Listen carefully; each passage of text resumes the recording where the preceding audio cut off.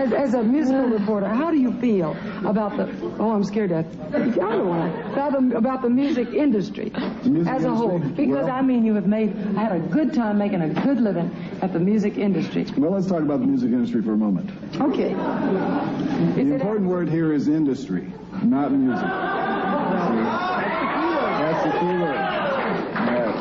It's very big and it's very powerful, and the bigger it gets and the more powerful it gets, the more appealing it becomes to people in government, because they see a vehicle by which they can reach a younger age voter group. And so we have situations like people who want to run for office approaching people who are in the music business to either donate their services for concerts or to endorse candidates. It started to happen during the last bunch of elections, and I'm sure it's going to happen a lot during the next bunch of elections. And every time you see a political figure in the presence of a person from the music business or from television or from the movies, you should smell a rat and get away from it. You mean because you think they've been paid off to support that person, or perhaps they have convictions in that area? There are very few times that I can imagine where convictions will play a part in it, and many times where there is pressure put on the artist, especially in terms of recording artists, where this joining of forces between the music people and the political people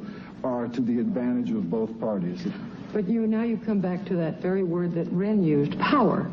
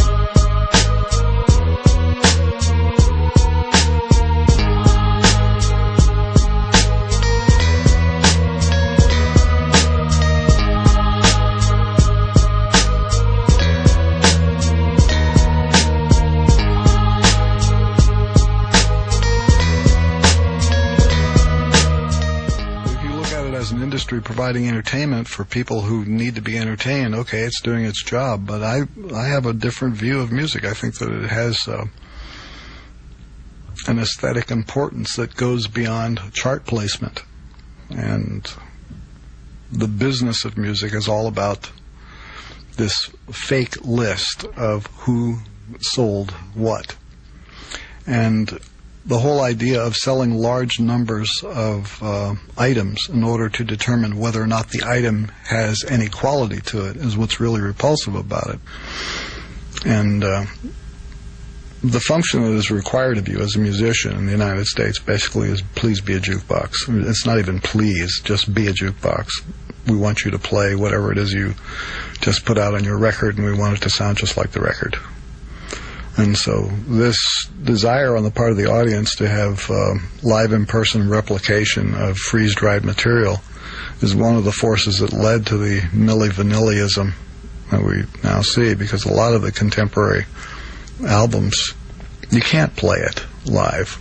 You have to just have a track playing in the background and, fake it all. Musicians will always make music. However, the people who make records are not always musicians.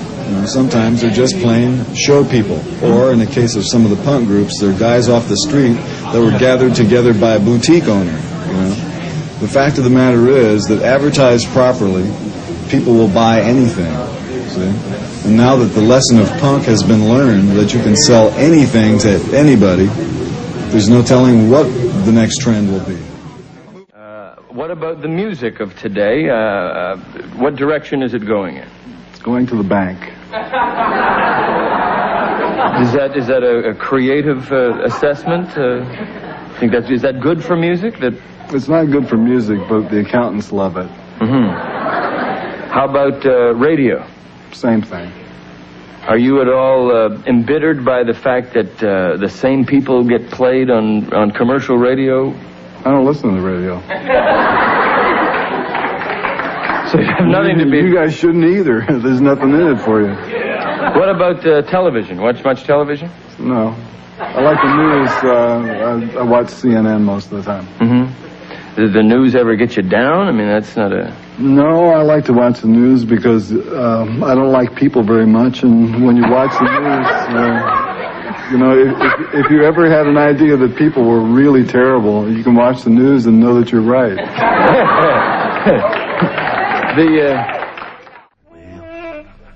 Let's ask ourselves, what was he doing during the war? Politics is the entertainment branch of industry. Well, I was hiding over at Bitburg and... They do more to entertain us than to serve us. Well... It seems that the problem with government as an institution is uniformly bad worldwide. It may be the only thing that binds all nations together, is the incompetence of all of their governments.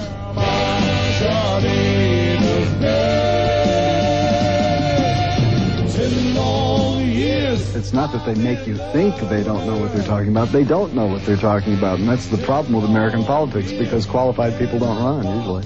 Deep down in my heart, she was mine. The unions are the mafia, which is the CIA, which is the Catholic Church, which is the government, which is, what's the difference? It's corrupt. It's the same guys pulling these strings, One day he pulls a string and poof, this lamp comes out. The next day he pulls a string and there's a missile coming out.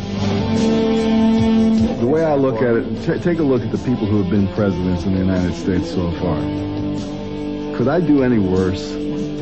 If I didn't know shit from Shinola, could I do any worse?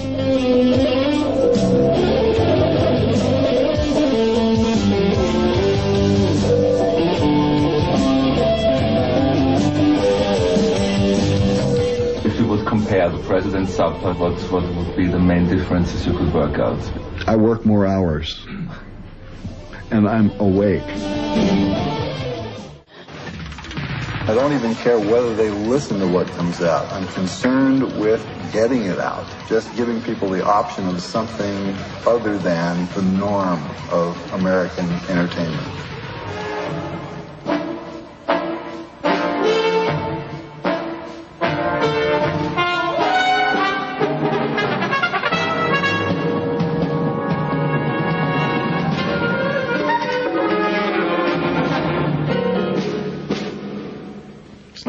even be remembered.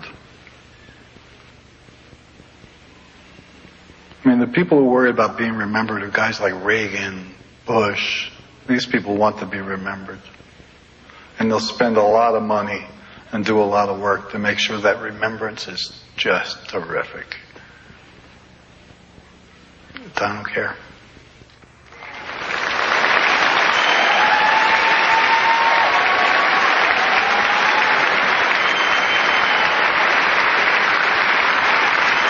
To induct Frank Zappa, Lou Reed.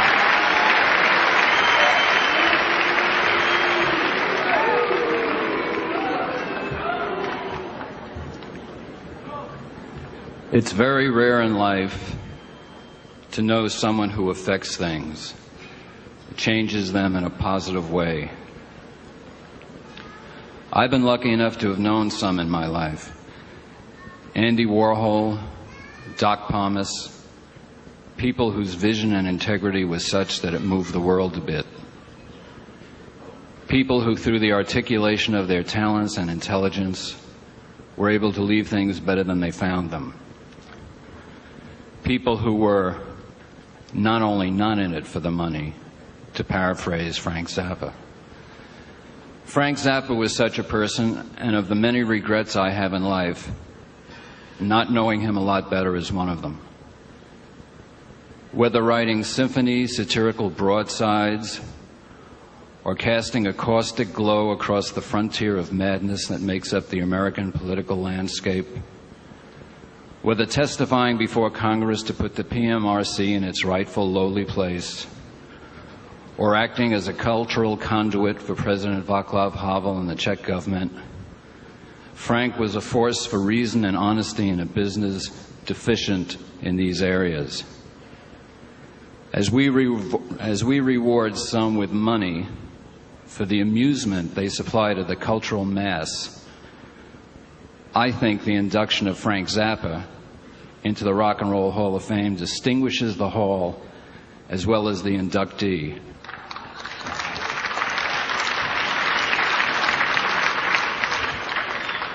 Musicians usually cannot speak, that's why they communicate through their instruments. But Frank was one who could, and because music is pure, the musician is pure as well. And when Frank spoke, he demonstrated the power of purity. Who will do that now? Schools train people to be ignorant with style. They give you the equipment that you need to be a functional ignoramus. American schools do not equip you to deal with things like logic. They don't give you the criteria by which to judge between good and bad in any medium or format. And they prepare you to be a usable victim for a military-industrial complex that needs manpower.